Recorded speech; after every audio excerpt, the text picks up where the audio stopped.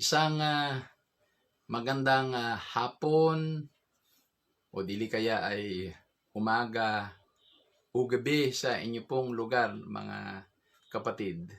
Pero dito sa Pilipinas ay mula Luzon, Visayas at Mindanao, magandang hapon po sa ating pong lahat. Ito po ang inyong kapatid na makakasama po sa hapon pong ito sa ating pong live streaming. Si Bishop Vic Rabara, nag-aanyaya po na samahan niyo po ako sa ilang sandali po na ating pagtunghay, pagtalakay po sa salita po ng ating Panginoon na bahagi pa rin po ng ating mga pagsamba. Bahagi pa rin po ng ating mga ginagawa po na pag-aalay ng panahon upang purihin, sambahin at pasalamatan po ang ating Panginoon. Kaya maraming salamat po sa inyo na nandyan sa inyo pong mga tahanan na sumusubaybay po sa ating pong mga live streaming para po sa kaluwalhatian at kapurihan ng ating Panginoon. Pasensya na po kayo at hindi po ako makapag ng ibang mga bagay dahil wala po kaming internet dito sa bahay. At nawa po itong aking cellphone o dili po kaya ang aking pong plan sa Globe ay good enough nang magkaroon ng quality na resolution at nang hindi nade-delay yung boses kaysa dun sa galaw ng bibig. Sana po ay maganda na inyong napapanood dahil hindi po namin alam kung ano pong nangyari po sa aming pong internet. Nung aming tinitingnan kanina pong umaga, ayaw talaga, pati po yung telepono po namin dahil yung telepono at saka internet ay magkasama, ay hindi rin po gumagana yung aming pong telepono. Hindi po namin alam kung bakit po at kung ano ang nangyari. Kaya ito lamang pong aking cellphone, ang aking pong plan sa Globe, ang aking pong gagamitin para po sa aking pong live streaming. But just the same, maraming salamat po sa inyo na mga kapatid na nariyan. Sa mga kapatid po natin sa ibang mga bansa, we'd like to welcome you all as we come together into the presence of God and as we study the Word of God. Maraming salamat po. At sa ating pagpapatuloy ay inaanyahan ko po na tayo pong lahat po ay humingi ng basbas, humingi po tayo ng gabay po galing sa ating Panginoon sa ating pong pag-aaral at pagbubulay-bulay sa salita ng Panginoon. Tayo po ay manalangin. Ama naming Diyos, maraming salamat po sa pagkakataon pong ito upang kami po ay lumapit sa iyo. Ikaw ay aming purihin, pasalamatan, sambahin at ibalik sa iyo ang mga pasasalamat at papuri dahil ikaw ay ikaw at ikaw ay mabuti sa aming lahat. Salamat po Panginoon sa inyo pong pagsama.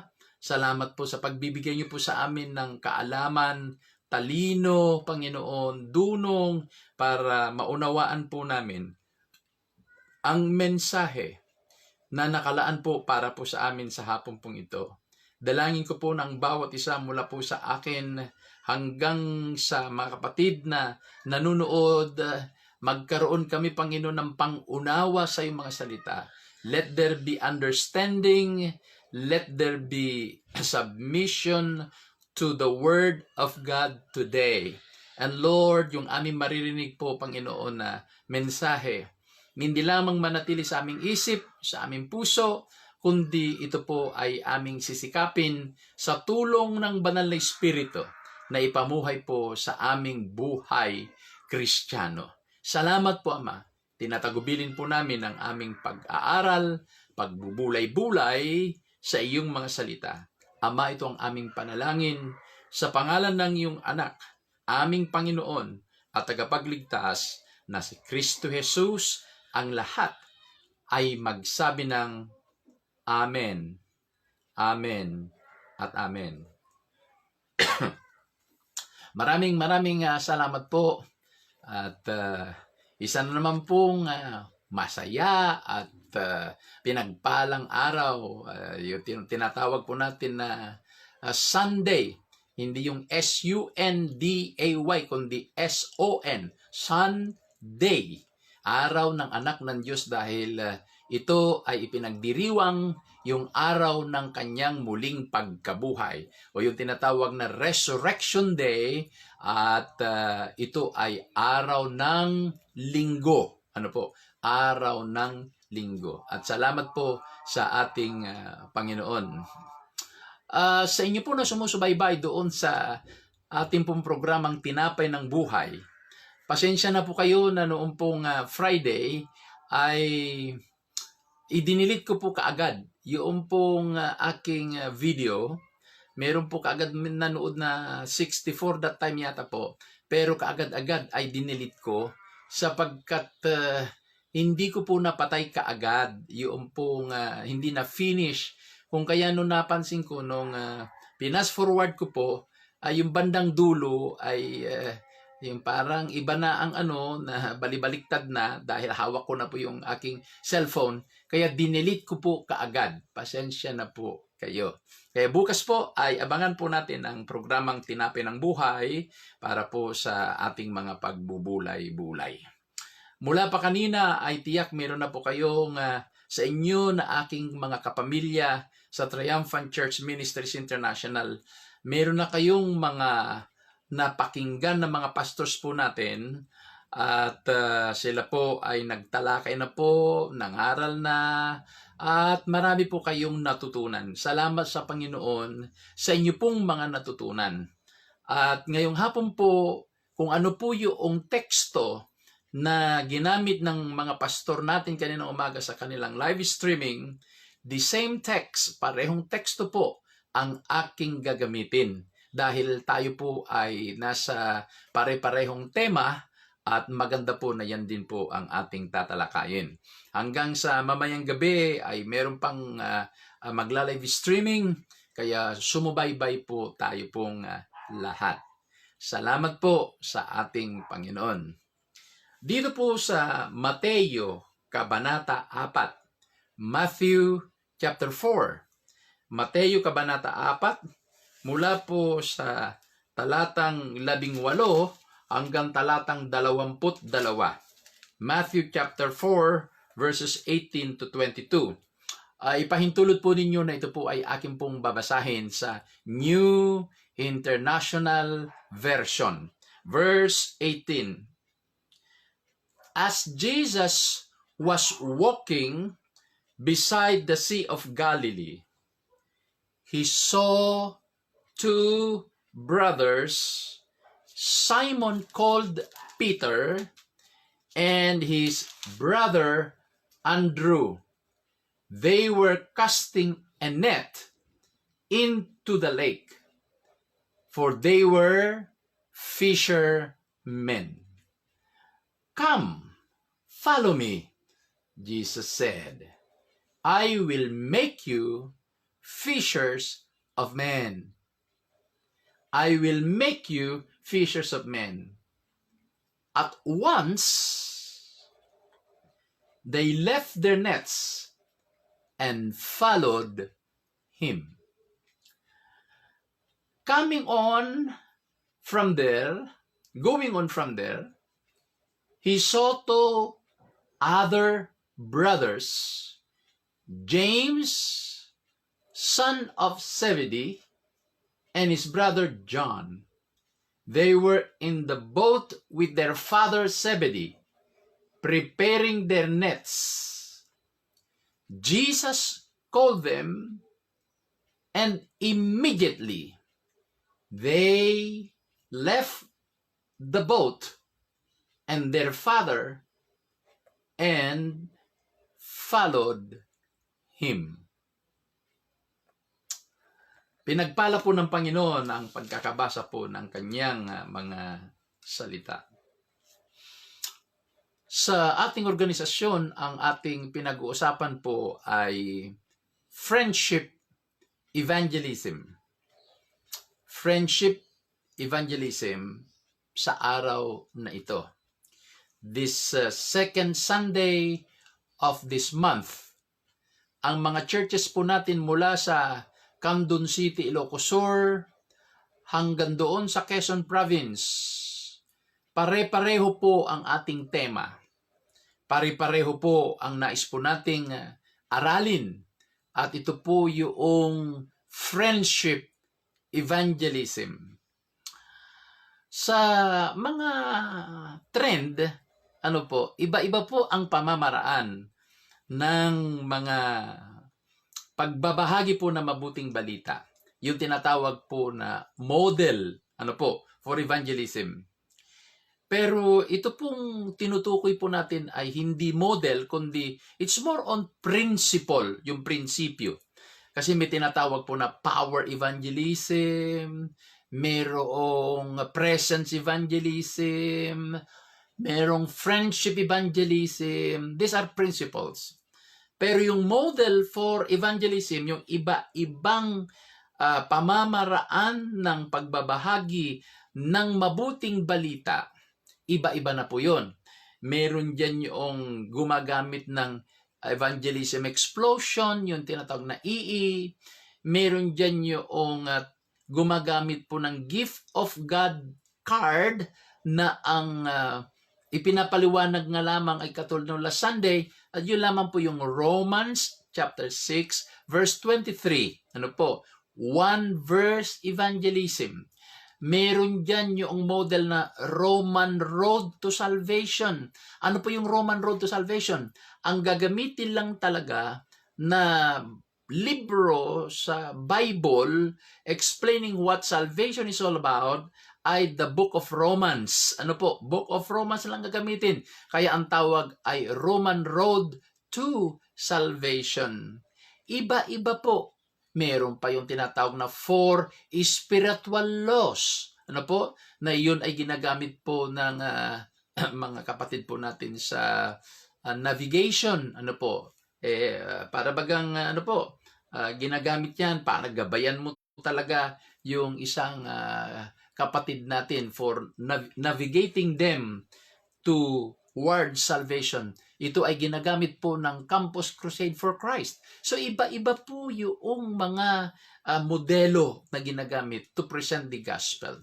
Pag binaman po nating evangelism, ito yung pong pagbabahagi ng mabuting balita. Ano yung mabuting balita? Na si Jesus ay dumating, siya ay namatay, siya ay muling nabuhay, at ngayon ay nandoon sa luklukang kanang ng Ama, at muling babalik para kukunin po niya ang kanyang mga anak o kanyang mga hinirang. Yan po yung evangelism.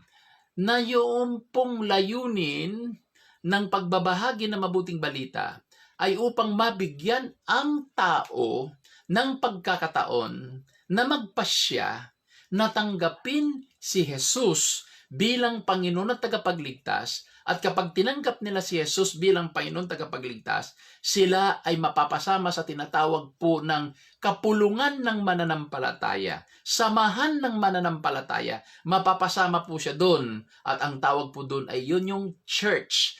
Bakit siya dapat mapasama doon?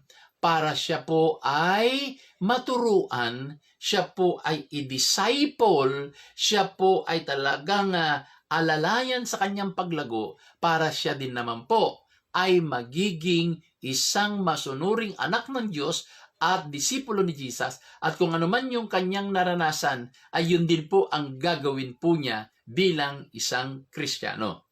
So yan po yung evangelism, pagbabahagi ng mabuting balita para magkaroon sila ng pagkakataon na magpasyang tanggapin si Jesus bilang Panginoon tagapagligtas, at mapasama sila sa church para sila po ay turuan ng mga disciples o tagasunod ng ating Panginoon. At sa ating mga paggawayan ay may mga prinsipyo na dapat po nating sundan para sa ganun po ay magiging epektibo, magiging maganda, maayos, at aasa po tayo na marami po tayong mababahaginan nga po ng mabuting balita. At nais ko lamang din pong sabihin na ang evangelism ay dapat po na ito ay lifestyle. Lifestyle. Hindi po ito yung parang uso-uso lang na parang napapanahon. Hindi po. kundi ito ay lifestyle, bahagi na dapat ng buhay ng isang Kristiyano. Halimbawa po, ang paghinga, it's a lifestyle. Hindi ka lang hihinga pag maisip mong dapat kang huminga. Sa katunayan po, hindi natin panay-panay na iniisip na dapat tayong huminga. It happens naturally. Inhale, exhale, kahit na hindi mo iniisip. Why? Because it's part of your lifestyle. Ganon din dapat po sa evangelism. Merong magsabi sa'yo o wala. Merong sisiko sa tabi mo na bahagi mo na ng mabuting balayan, bahagi ng mabuting balita yan. Kahit merong sumiko sa'yo o wala. Ito ay bahagi na ng buhay mo. Ito ay lifestyle mo na. Ibig sabihin, ito talaga ginagawa mo. Kahit wala nang nagsasabi sa'yo, dahil naka-ingrain na sa iyong DNA, naka-ingrain na sa isip at puso mo, na ito ay bahagi sa iyong tungkulin bilang isang Kristiyano. Yun ay dapat na matandaan po natin. It is a lifestyle. Evangelism should and must be a lifestyle. Kaya lagi ko pong tinatanong na kung maging honest tayo sa ating sarili, tanungin mo sa sarili mo, kailan yung huli mong pagbabahagi ng mabuting balita sa non-Christian? That's a question.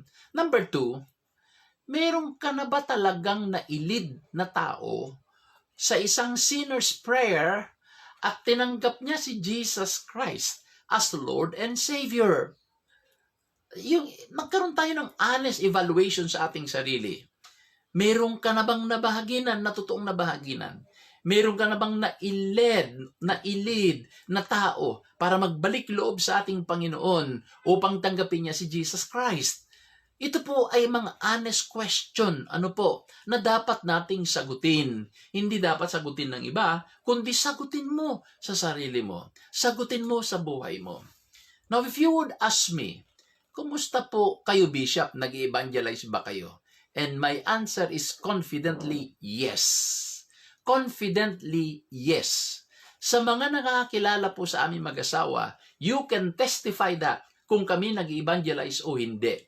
You can answer yes or no. Si Bishop ba nag-evangelize? Kayo mismo makakapagsabi doon sa malalapit sa amin kung yes or no.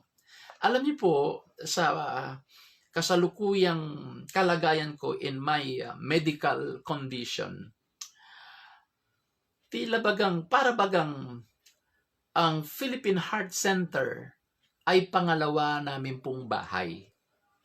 Ang Philippine Heart Center Hospital ay parang pangalawang bahay po namin. Bakit ko po nasabi? Sapagkat ang aking pong dialysis ay Lunes, Miyerkules, Biyernes. Every other day. Except on Friday, dahil mayroong pagitan na Saturday, Sunday. And so, madalas namin nakikita yung aking kapwa mga dialysis patients. Nakikita namin yung mga caretaker, ng mga pasyente. At alam niyo po doon sa heart center, kilala na po nila ako at si Pastora na kami ay mga pastor. Kaya ang tawag na nila sa amin doon, dahil na alam na nila, pastor. Yung aking nephrologist, alam niya na ako'y isang bishop.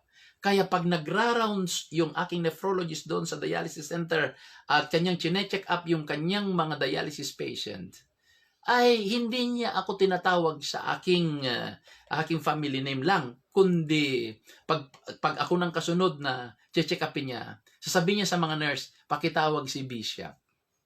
Alam ng nephrologist ko that I am a bishop. Why? Hindi po ako nahihiya na magsabi at magpakilala na ako ay isang Christian, ako ay isang lingkod ng Panginoon, ako ay isang pastor, at ako ay bishop. Hindi po ako nahihiya. Bakit? Dahil yun dapat po ang buhay po natin. Remember, Jesus said, if you are ashamed of me and my words, in this adulterous generation, sabi ni Jesus, I will also be ashamed of you when you come into the presence of my Father, in the presence of the angels. In other words, mayroong dapat ganong kaisipan, kultura sa ating puso't isipan, na yung sinabi ng Panginoon, huwag nating ikahiya. Kinakailangan magpakilala tayo. Kinakailangan malaman nila that we are Christians. Alam niyo po, doon sa Philippine Heart Center, parang kapamilya na po namin sila. Nagkakaroon na po kami ng exchange of food. Mayroong kaming binibigyan ng mga pagkain. Mayroon din nagbibigay sa amin ng pagkain. Ang sarap nga po yung aming community doon. Kapag wala pa si ganyan, uy, wala pa si ano o wala pa si ganun Yan. Nagtatanungan at nagano. Noong pong mga 3 weeks na hindi pa ako nakapag-dialysis sa heart center dahil nga po sa aking naging kalagayan na nagkaroon ako ng pneumonia at naging positive kami sa COVID-19 at hindi ako pwede doon sa heart center. At salamat sa Panginoon, nung nag-negative na kami sa COVID, nung bumalik na kami, pagbalik ko, yung mga nurses ang sabi nila, Daddy, welcome back! Welcome back! Ang sarap yung pakiramdam na wine-welcome kanila. Sabi ng isang nurse sa akin noong Miyerkules, sabi niya, alam niyo po, na-miss namin po kayo ng 3 weeks noon. Wala yung nagsesermon sa amin. Wala yung nagsasabi sa amin ng Word of God. You see that? Yung impact doon sa kanilang buhay, yung mga simpleng pamamaraan ng pagbabahagi ng ating buhay, Kristiyano sa kanila, simpleng pamamaraan ng pagbabahagi ng pag-ibig ng Panginoon, simpleng pamamaraan ng pagbabahagi ng mabuting balita ng ating Panginoon doon sa mga pasyente at mga kasamahan ng pasyente. Pati po yung mga security guards doon po sa hospital sa Philippine Heart Center, binibilhan po namin ng misis ko ng kanilang pagkain. Minsan siupaw, minsan ay mga prutas. Ibinibigay namin sa kanila. At pag tuwing dumarating kami doon, nakita nila yung sasakyan namin. Ayun na, i-assist na nila kami kung saan kami magpaparada. I-assist na kami. Ganun po yung na-develop na relasyon doon sa kanila. Tapos pagpasok namin doon sa pintuan, talaga naman sinasaluduhan po kami na ang dating para kaming special na mga tao dahil sinasaluduhan. Na mapapansin ko nga po yung mga pasyente na naroroon, yung mga nagpapacheck up doon. Pag dumarating kami, nakikita nila na sumasaludo yung mga gwardiya sa amin Parang makikita mo sa mukha nila na parang may katanungan na, sino ba mga ito? Ba't sinasaluduhan ng mga gwardiya? Yun namang ibang mga pumapasok na nagpapacheck up na nagpapaano doon, hindi naman sinasaluduhan. Pero bakit kami sinasaluduhan? Meron na po kasing magandang relasyon na nabuo sa between us and the security guards, between us and the patients, between us and the caretakers ng mga pasyente. Yan po ang nais kong makita ninyo bilang mga Kristiyano, na magkaroon tayo ng lifestyle evangelism na buhay na po natin ito wherever we are, we share the gospel. At sino man yung mga tao na atin nakakasalamuha, we share the gospel to them. Hindi mo sasabihin na hindi ako kasi maingay na tao. Hindi ko kasi kultura o hindi kasi yung personality ko ako yung nagsasalita. My brothers and sisters, hindi pinag-uusapan kung ikaw ba'y masalita o hindi. Hindi pinag-uusapan kung kultura o hindi. Ang pinag-uusapan ay, are you an obedient child of God? Are you an obedient disciple of Jesus Christ?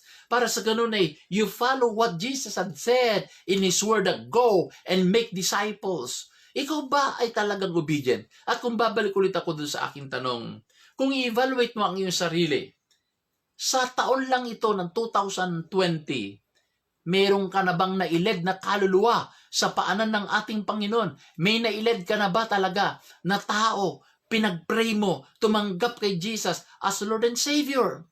At kung wala, something is wrong with you, my friend. Something is wrong with you, my sister. Something is wrong with you, my brother. Maybe you are not sharing the gospel, or maybe they cannot see in you Christ living in you. Kaya wala kang nadadala na kaluluwa sa Panginoon. Or ikaw ay, patawarin niyo po ako, ikaw ay talagang walang pakialam at ikaw ay tamad talaga na magbahagi ng mabuting balita. Yun yung katotohanan. Yan yung katotohanan. Kahit saan natin paikot-ikutin yan, wala nang mas malalim na dahilan. Kundi yun eh. You are not sharing the gospel. Ano po? Hindi nakikita sa iyo yung buhay Kristyano. Pangatlo, ayaw mo talaga dahil ikaw ay tamad. Bato-bato sa langit, tamaan mabukulan. Tamad. Ayaw magsalita. Natutuwa po ako sa miss kay Pastor Henny. Talagang habang ako'y nandun sa loob, doon sa dialysis section, nandun naman sila sa labas, doon sa waiting area, yung mga alalay ng mga nagda-dialysis, naseshare niya ng gospel, nababahagi niya ng gospel, nagkukwentuhan sila doon patungkol sa mga bagay-bagay na makadiyos. Nung Friday ay nagdala po kami ng merienda na Mickey. Meron na siyang dala-dala na pastora na lalagyan ng Mickey at naka-ready na yung ibibigay niya doon sa mga kaibigan namin po doon. Talagang nakakatuwa. Tapos pagdating namin doon yung yung mag-asawa naman may binigay sila sa amin na laing. Nakakatuwa. Ang sarap ng pakiramdam. Why? Sapagkat nadidevelop yung relationship. Now, going back to the text. Ito po ang kwento si Jesus. Naglalakad siya sa dalampasigan po ng Galilea. At nakita niyang yung magkapatid na si Pedro at saka si Andrew. At tinawag sila ng ating Panginoon. Tinawag niya itong magkapatid. At ang nangyari po ay, anong nangyari po? Sabi ni Jesus, sumunod kayo sa akin, gagawin ko kayong mamamalakay ng isda. Ang termino na ginamit dito ay at once. At once. Pwede sa Tagalog siguro ay agad-agad. At once. Dali-dali. Mabilis. Sila, sabi niya, ay iniwan nilang kanilang lambat at sumunod sila kay Jesus. At naglakad-lakad ang Panginoong Jesus at tiyak kasama na si Pedro at saka si Andrew. Lakad-lakad sila sa hindi gaanong kalayuan dahil fishing village po yun. Fishing village. Fishing village. Nandun sila sa dalampasigan. Nakita ni Jesus Christ ang magkapatid na anak ni Zebedeo, si James and John. Sila ay nasa bangka at nakahanda na sila na mamamalakaya. Pero sabi ni Jesus Christ, anong sabi niya? Anong sabi ni Jesus Christ? Of course, may panawagan. May panawagan? Tinawag sila ni Jesus Christ.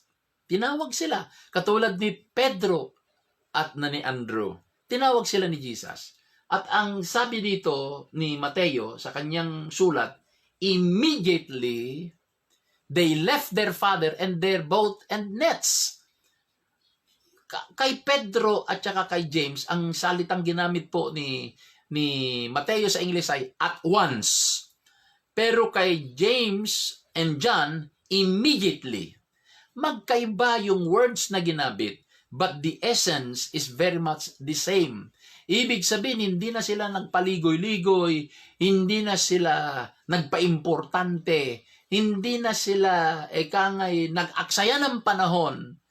Talagang nung tinawag sila ng ating Panginoon, sila ay sumunod. Iniwan nila ang kanilang ama, iniwan nila ang kanilang mga profesyon, iniwan nila ang kanilang bangka, iniwan nila ang kanilang mga lambat, at sumunod sila sa Lord of Lords and the King of Kings, sumunod sila sa Master. Ito po ay kamangha-mangha. Sapagkat hindi naman po sinabi dito kung kilala na ba nila, kung na-met na ba nila si Jesus Christ previously. Sa kwento po ay wala namang sinasabi that they met Jesus Christ several times, and in this occasion, Jesus called them. Wala pong ganon. We don't know what really transpired kung nakilala nila si Jesus before that, kung nagkaroon na sila ng pakikipagkwentuhan kay Jesus before that, pero wala pang panawagan ni Jesus na sumunod sila, at maaring maaring meron ng kwentuhan noon, maaring nagkita-kita na sila noon, maaring nagkakwentuhan na sila noon, at itong si Peter, Andrew, James, and John, dahil meron na silang pagkakataon na nakakwentuhan si Jesus Christ noon, naobserbahan nila si Jesus Christ, narinig nila siguro yung pangangaral ni Jesus Christ. Kaya nung sinabi ni Jesus Christ kay Peter and Andrew, come follow me, and I will make you fishers of men, sumunod sila kaagad. At kay John at saka James, ang sabi po ni Mateo, immediately, karakaraka, talagang sumunod sila sa ating Panginoon. Bakit? Dahil meron na silang narinig noon, meron na silang naobserbahan noon, at malamang sa loob-loob nila, kapanipaniwala ito. Sumunod tayo dito dahil totoo ito. Kaya nung ang Panginoon na ay nagbigay ng paanyaya na sumunod sila, na kaya na ang Panginoong Hesus ay tinawag na sila na sumunod sa Kanya, na sumama sa Kanya. Wow! Hindi sila nagdalawang isip. Sila ay nagpasya na sumunod sa ating Panginoon. Hallelujah! Hallelujah! Hallelujah! What a story! Talaga naman pong kaibang klase. So ito po, from here, ay nais ko pong pag-usapan po natin yung friendship evangelism. Ano po? Friendship evangelism. Paano ba tayo mag-share ng mabuting balita sa mga hindi pa nakakilala sa ating Panginoon para meron silang pagkakataon na mag-respond, tumanggap kay Jesus as Lord and Savior. At mapasama sila sa church at sila'y maturuan, lumago at maging disciple ni Jesus Christ. Friendship evangelism. Itong prinsipyong ito ay matutunan mong makipagkaibigan ka sa mga tao regardless of who they are, rich or poor, educated, non-educated, public servants, or they are in private work or private sector. Anumang klase ng profesyon, yun man ay nasa profesyon ng medicine, law, teaching profession, o dili kaya ay mga farmers, mga fishermen, mga janitors, mga security guards, ano man ang kanilang buhay, ano man yung klase ng tao, ay matutunan mong makipagkaibigan sa kanila. Mag-establish ka ng magandang relasyon sa kanila. Mag-establish ka ng magandang pakikisama sa kanila.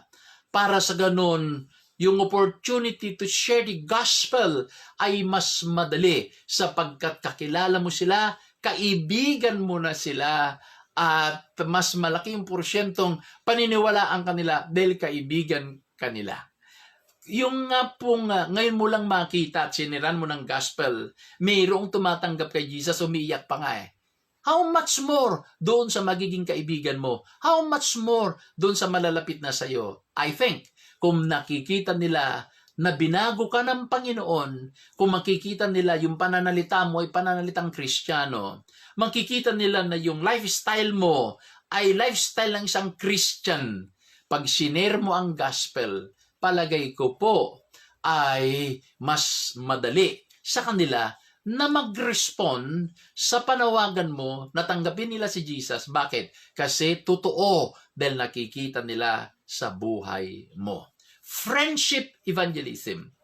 Practical lang po ang nais kong pag-usapan po natin. Para sa ganun po makarelate po kayo at magamit po ninyo wherever you are, nasa Metro Manila o nasa mga probinsya man po kayo, you can identify with these practical teachings na ibibigay ko po sa inyo. Number 1, para sa ganun po ay maganap yung friendship evangelism. Number 1, ito po, find someone that you want to evangelize. Find someone that you want or that you need to evangelize. Mga kapatid, ikaw dapat ang pupunta. Ikaw dapat ang lalapit. Ikaw dapat ang pumunta doon sa kanyang kinalalagyan, aabot sa kanyang kalalagayan, aabot kung nasaan siya sa buhay. Huwag mong hintayin na lumapit sa iyo dahil aliwanag sa Bible eh. Yung sinabi sa Bible, go unto all the world and preach the gospel, baptizing them in the name of the Father, Son, and Holy Spirit, and you make them as my disciples. Aliwanag sabi niyang go. Hindi naman niya sinabi niya, wait for them to come. Hindi po. Kundi ang sabi niya, go. In other words, tayo na mga Christians are being mandated by Jesus Christ to go Find someone that you need to evangelize. Maghanap ka. Napakaraming tao. Lumabas ka lang sa bahay nyo, lumabas ka lang sa eskwelahan, tumingin ka lang sa opisina ninyo, side by side, right, left, harap, likod. Nandyan yung mga tao that you need to evangelize. Ang kailangan mo lang to be obedient to the call, to be obedient to the mandate sa church, and that is to go and share the gospel and make disciples. Yun lang po. Alam niyo po, simple lang. Is either we are obedient or disobedient. Ganun lang po ang usapan po dyan. At kung akong tatanungin ninyo, I want to be obedient. I want to be obedient at ako po ay talagang nais kong marinig. Inaasam ko na marinig sa Panginoon na pagkinuha ng aking buhay tapos ng mission ko. Inaasam-asam ko na marinig yung sasabihin ng Panginoon, well done, good and faithful servant. Well done, good and faithful servant. You were faithful to little things. I will put you in charge to bigger things. Welcome. Ang sarap sigurong marinig na yon. Yung well done. Bakit? Kasi ginawa mo yung iniuutos ng banal na kasulatan nang sinabi niyang go. And so, ang unang practical na lesson na gusto kong ituro sa inyo sa friendship evangelism ay find someone that you need to evangelize. Either siya ay asawa mo, anak mo, kapitbahay nyo, katrabaho mo, kanegosyo mo, saan man yan. Maging conscious ka lang. Maging part sa lifestyle mo, sharing the gospel. Pero let me just say something. Sa mga nagsasabing sila ay Christian, listen to me please. From my heart. Listen to me please. Sa mga nagsasabing sila ay Christian. O ito, tapatan po tayo. Kayo na nanonood, eto po, ganito na ang salita ko. Kayo po na nagsasabing kayo ay Christian. Pero wala namang kayong kinabibilangan na isang church. Let me repeat. Kayo na nagsasabing kayo ay Christian. Pero hindi naman kayo kabilang sa isang church. Pag meron kayo may evangelize, kanino nyo papupuntahin? Saan nyo papupuntahin? That's the question. Saan nyo papupuntahin? At pag tinanong ka, saan ka nag-church? Anong sasabihin mo? Wala kang ng church eh. Bakit? Minsan po, bato-bato sa langit tamaan po ay mabukulan. Minsan po kasi, parang naghanap tayo ng perfect church. Kaya ang nangyayari, lipat dito, lipat doon, talon dito, talon doon, lundag dito, lundag doon. Meron nga pa akong nabasa, sabi, pag once na lumipat ka sa isang church, sa day one na nandun ka sa church na yon, yung church na yun may problema na. At sino problema? Ikaw. That's the problem. May mga nagsasabing Christian, but they don't belong to a fellowship. They don't belong to a church. Paano kayo mag-evangelize? At kung mag-evangelize kayo, anong sasabihin yung church ninyo? Wala nga kayong dinadaluhan. Kaya po mga kapatid kong nakikinig, mag-isip-isip ka. Pag sinasabi mong Christian ka, pero you don't belong to the church, dahil ang dami mong hinahanap, ang dami mong mga napupuna, ang dami mong criticism against the church, against the pastor, against the staff of the church. Kung ganyan, maghanap ka ng isang church na wala ka na mamahanap na perfectong church at pag hindi ka nag-church at pag mag-share ka ng gospel, kanino mo sila papupuntahin na church? That's a big question that you need to answer. Kasi po, kinakailangan maging kabilang ka sa isang church eh. Wala pa akong nakitang tao sa mundo. Wala pa akong nakitang tao sa mundo na wala siyang pinagmulan na pamilya. Wala ba siyang tatay? Wala ba siyang nanay? Wala akong alam na tao na biglang naging tao na walang tatay, walang nanay. Meron at meron. Hindi po pwedeng wala. Hindi siya katulad ng bula na bigla na ng poink, tapos nandyan na, nawawala. Hindi po pwede. Dahil biblically, meron tayong ama, meron tayong ina. In short, may pamilya na ibinigay ng Diyos na doon ka ipinanganak, na doon ka kabilang, na yun ang apelido mo. Mga kapatid, this is a passionate statement from my heart na talagang kinakailangan po maging part tayo ng isang church para sa ganun pag nag-share ka, when you found someone to evangelize, then pag tumanggap siya kay Jesus, meron kang church na sabihin, join our church, come to our church. Bakit? Kasi kinakailangan maging part siya sa isang Christian church para sa ganun po ay maturuan siyang maging disciple ni Jesus Christ. So that's number one. Find someone you need to evangelize. Number two, respect that someone you need to evangelize. Respetuhin mo. Respetuhin mo. minsan meron tayong maling approach sa evangelism eh. Kagad-agad tinitira natin bisyo. Tinitira natin kagad yung maling relihiyon niya. Tinitira natin yung maling paniniwala niya. And I have to confess, my brothers and sisters, dahil sa akin pong kainitan ko nung ako'y baby Christian, nagkamali din po ako ng approach sa aming ina. Nagkamali po ako. Alam niyo po, talagang ang inuna ko sa nanay ko ay yung kanyang paniniwala at yung kanyang mga alaga. Palibhasa po, lumaki kami sa Catholic Church. Hindi po ako nahihiyang sabihin. Lumaki kami sa Catholic Church. At syempre po ang mother po namin, dahil lumaki sa Catholic Church, dala-dala po niya yung katuruan ng Catholic Church at yung practices ng Catholic Church. Alam niyo na po ang ibig kong sabihin. Yung kagad ang aking inatake. Yung kagad po ang aking inadress. Kaya ang nanay ko medyo tumigas ang puso po niya. Dahil pinakialaman ko yung kanyang mga alaga. Pinakialaman ko yung mga symbols ng kanyang faith. Kaya medyo matagal na nag-decide ang mother namin. Sa katunayan, siya yung panghuli na na-convert sa aming pamilya. Mas una ang father namin kaysa sa kanya. Pero po, nakakatuwa naman po, mas unang na-water baptize ang aming ina kaysa ang aming ama. Talaga naman pong merong ganon. Respect that someone you need to evangelize. Ano man paniniwala niya, huwag mong i-atake. Huwag mong atakehin yan. Dahil siya nandun eh. Ang dapat na gawin mo, you share the love of Jesus Christ. You share the gospel. Don't attack, don't criticize their religion, their belief, their culture. Huwag mong atakehin yun. Kasi pag inatake mo yun, magsasara ng pintuan yun. Magsasara ng pintuan, maybe the next time around, hindi kanya napakinggan. Pakikinggan. Bakit? Kasi mamarkahan kanya na ikaw ay umaatake. I-share mo lang ang gospel. I-share mo ang pag-ibig ng ating Panginoon. Don't touch about that. Sabi nga ni Rick Warren. Rick Warren, sabi niya, start where the people are, not what you want them to be.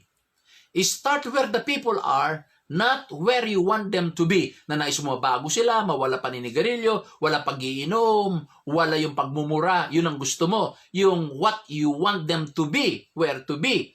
Dapat, kung ano sila ngayon, you start from there. Ano po? And then you need to respect them. Respect them. Don't criticize, don't condemn the false religion, the false belief na meron po sila.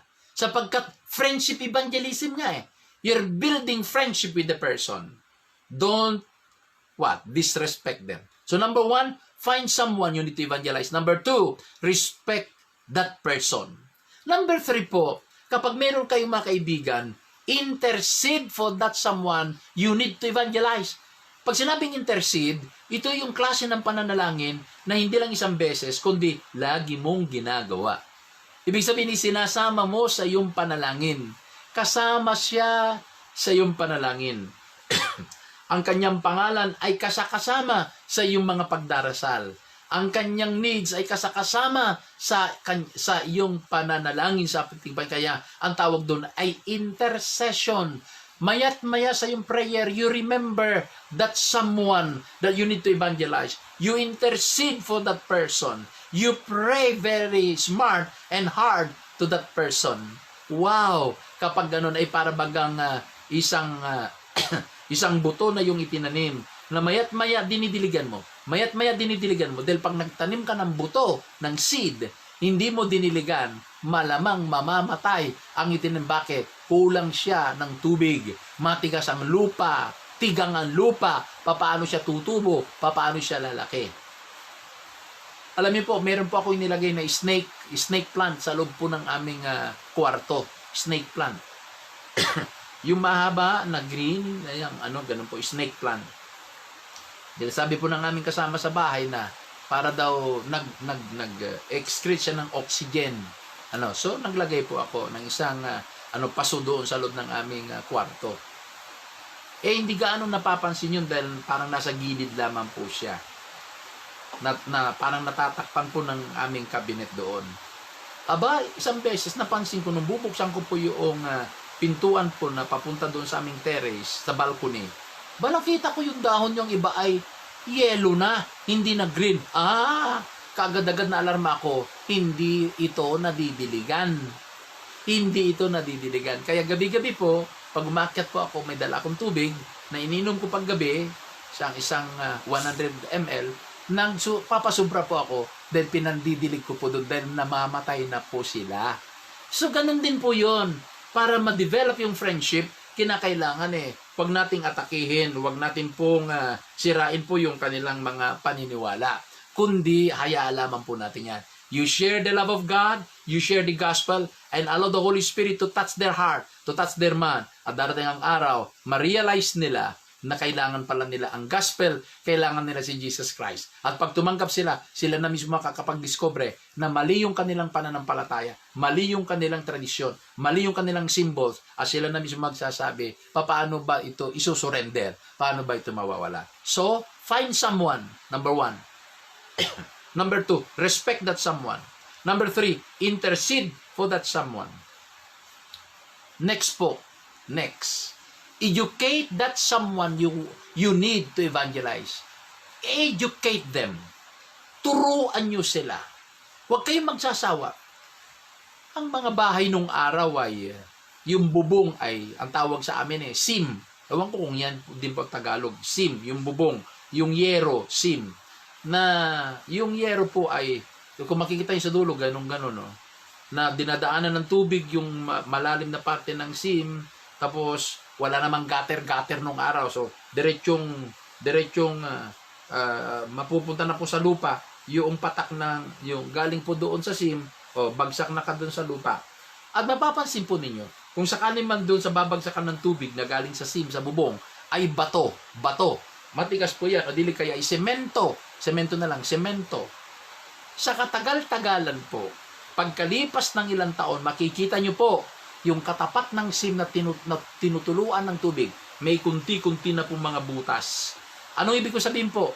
Kahit anong tigas, kung panay-panay, bibigay din po yun. Bibigay din po yun. Ganon din po yun sa atin. Maring matigas yung ini-evangelize mo. Pero educate them. Turuan nyo sila. Dahil friendship evangelism, kaibigan mo sila, magtiyaga ka sa kanila. Pagtiyagaan mo na sila'y alagaan. Pagtiyagaan mo na sila'y turuan. Pagtiyagaan mo para matuto sila.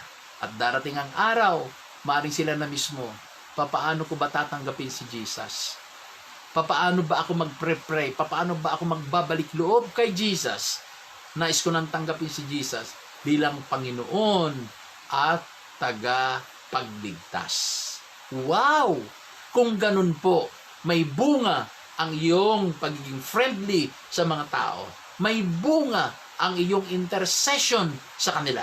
Kung kaya nga't you educate people, you educate them, hallelujah, magtiyaga ka, na share mong gospel once, twice, 3 times, magtiyaga ka. Maybe it takes months or maybe it takes years bago sila magbalik loob sa ating Panginoon. Ang sarap kaya ang pakiramdam na yung bunga ng iyong pagtiyatyaga ay magbabalik sa ating Panginoon. As a testimony, 7 kami magkakapatid. Ako ang unang naging Christian sa aming magkakapatid. I shared the gospel sa mga kapatid ko. And one by one, they came to know Jesus Christ. They received Him as Lord and Savior. Hanggang sa naborn again yung tatay namin at ang panghuli ang aming ina. I can say na lahat kami magkakapatid ay Christian. Tatay nanay namin Christian. Yung mga pamangkin ko yung mga Christians. In fact, yung isang kapatid kong babae na nurse by profession, ngayon ay pastora na rin. So, kumbaga nagtiyaga ako sa kanila. Nagtiyaga ako. I educated them as far as the Word of God is concerned. Nagtiyaga ako na isbahagi sa kanila ang gospel. At dahan-dahan na natanggap nila, dahan-dahan na naunawaan nila. And they surrendered their life. And finally, they accepted Jesus Christ as Lord and Savior. Find someone, respect that someone, intercede that someone, you educate that someone. Next, you network with that person network with someone you need to evangelize. Ano ibig sabihin na network? Ayusin mo yung pakikipagrelasyon sa kanya. Hindi yung ang intention mo lang ay i-share mo ang gospel, pag hindi tumanggap, sabihin mo na, ay, anak ng diablo yan. Anak ni Satanas yan. May karga yan. May mga demonyo yan. Hindi po. Magtiyaga po tayo. Network with them. Samahan mo sila. O saan sila masaya, samahan mo sila. Pero, hindi mo gagawin yung ginagawa nila. Halimbawa, may target ka na manginginom. Pwede kang umupo doon sa inuman nila, pero wag kang uminom. Wag kang uminom para makita nila na iba ka. Iba ka. At magtataka sila, wow, iba siya talaga. Makikita nilang pagkakaiba ng Christian sa non-Christian. Ang isang problema natin po mga kapatid, tayo na mga Kristiyano, nakakain tayo ng secular. Unti-unting pumapasok ang spirit of secularism sa atin rather than the spirit of Christianity ang papasok sa secular people. Minsan baliktad. For example, tingnan nyo yung mga buhok natin. Style ng sanlibutan, pabago-bago kulay ng mga buhok. Pabago-bago, ibang klase. Ano nangyayari sa church? Nanay ko po, tinutularan natin yung mga artista. Nagpababago-bago din tayo ng mga buhok. Paiba-ibang kulay ng ating mga buhok. Problema. Nauso ang TikTok. Allah, pati mga Kristiyano nagti-TikTok din. Nauso-uso yung Facebook application. Allah, ang dami ding Christian nag-Facebook application. Imbes na tayo ay mga tinatawag na trendsetter, instead na tayo ay mga leader, ano po? Ang nangyayari, tayo ay follower. Tayo yung na-influensyahan ng mundo kaysa ang mundo ay influensyahan natin. That's really a problem. That's really a problem. Grabe. Tayo mga Kristiyano, tangay-tangay pa rin tayo minsan ng meron pa akong nakikita, nakapos pa, umiinom, sanmig, kung ano-ano, ay nanay ko po. Talaga naman po, ipapakita pa. Alam niyo po, kung gagawa na lang din po kayo ng hindi maganda, huwag niyo na pong i-post sa Facebook para hindi nagiging, nagiging question mark sa iba. Alam niyo, mahalaga na you network with them.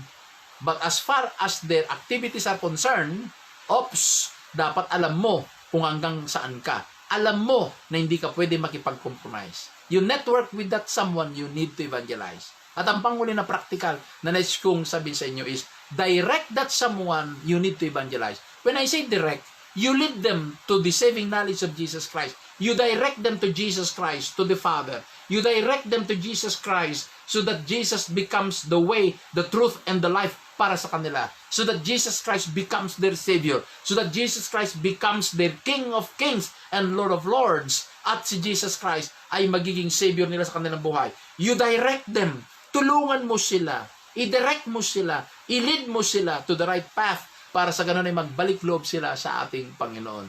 Ikaw dapat ang magdala sa kanila. Hindi ikaw ang kanilang dadalhin. Ikaw dapat ang gagabay sa kanila. Hindi ikaw ang kanilang gagabayan. Dahil ikaw ang inaasahan na ilaw at asin sa sanlibutan.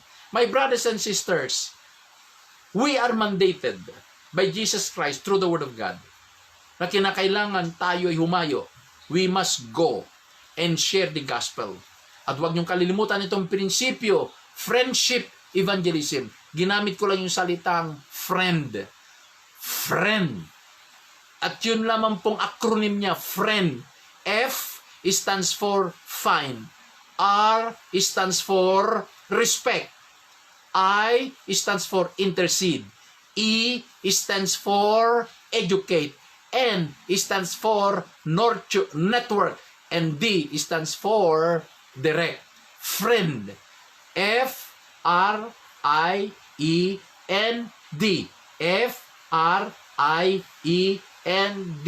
Find, respect, intercede, educate, network, panghuli, direct. Friend. Nawa po ay maging kaibigan ka ng mga unbelievers. Maging friend ka sa iyong ka-office mate. Maging friend ka ng iyong schoolmate. Maging friend ka ng iyong business partner. Maging friend ka ng iyong associates. At kapag naging friend ka, you can do friendship evangelism. Katulad ni Jesus, meron siyang target. He found two brothers. Talaga naman. And I know na nirespeto niya yung kanilang mga profesyon. And I know na in-intercede niya sila bago sila kinausap. At in-educate niya sila kaya nagpasya sila. At nakipag-network si Jesus Christ sa kanila. At i-direct niya sila doon sa path of life. Kung kaya nga yung dalawang magkapatid, si Peter and John at saka yung isa pang magkapatid, si Peter and Andrew at saka si James and John ay sumunod sa Panginoon. Bakit? Nakita nila na si Jesus is a good friend to them. At nawa po tayo ay maging good friend sa ating pong mga nakapaligid sa atin. In the name of Jesus, I decree and declare that you become a good friend to people.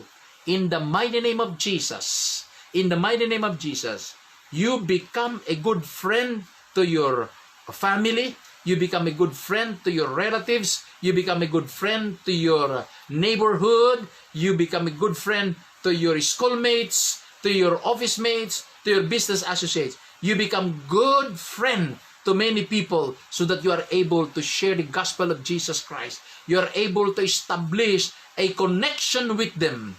Connection with them. Because you are a friend. You can do friendship evangelism. Because you are a good friend to people. You can do friendship evangelism and you are able to share the gospel of Jesus Christ to many people. Hallelujah! I pray in the name of Jesus na ito'y mangyayari sa iyo, mangyayari sa akin, in obedience to the Great Commission, nung sinabi ni Jesus, go and preach the gospel and make them as my disciples. Yes!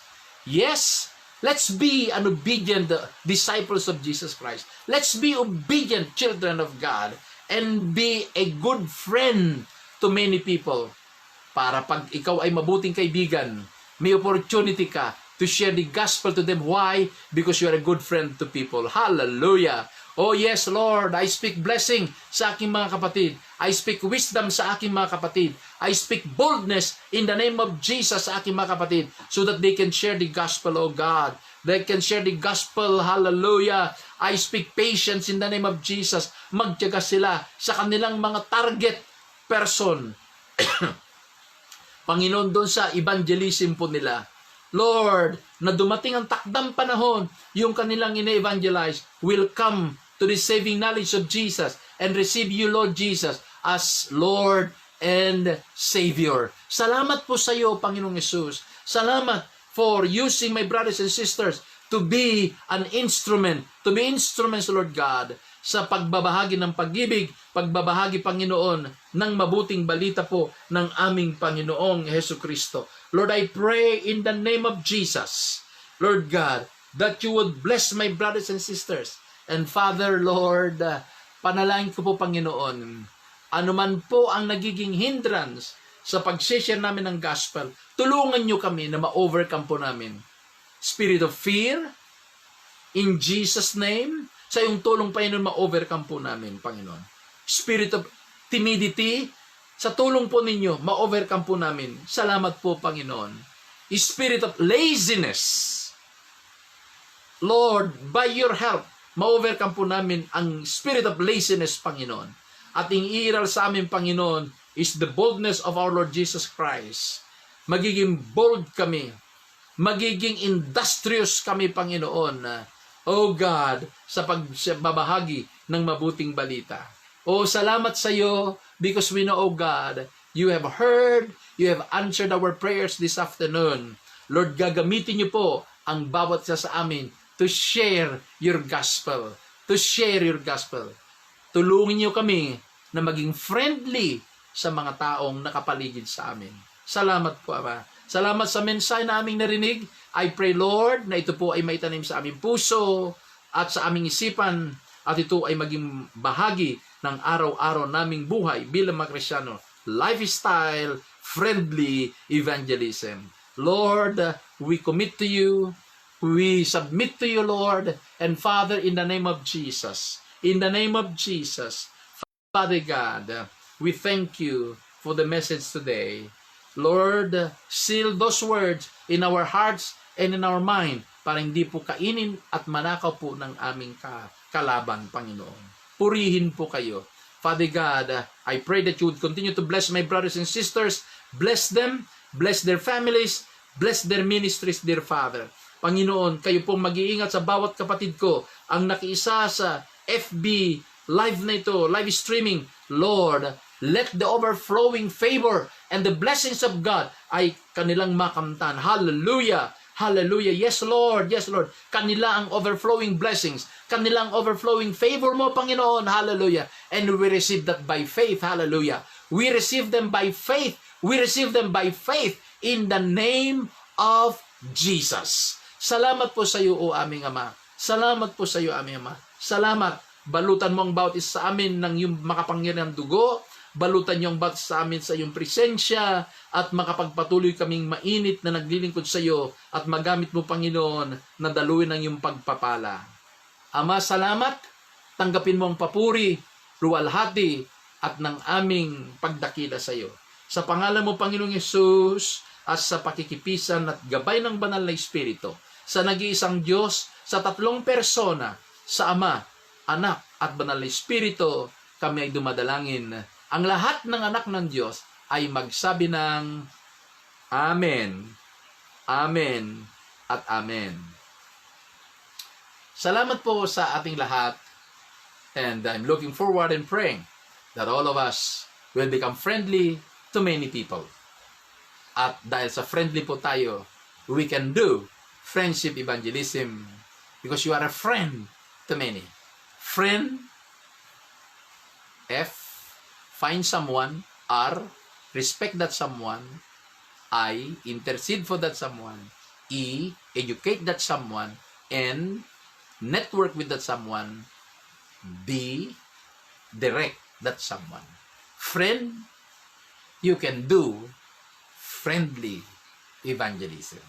Maraming salamat. Ito po ang inyong kapatid, si Bishop Vic, pansamantalang nagpapaalam hanggang sa muli sa susunod na may pagkakataon na magsama-sama po ulit tayo sa ganitong pag-aaral ng salita ng Panginoon. Pansamantala po, nagpapaalam. Maraming salamat. Pagpalain po tayo ng ating Panginoon. Salamat po and shalom.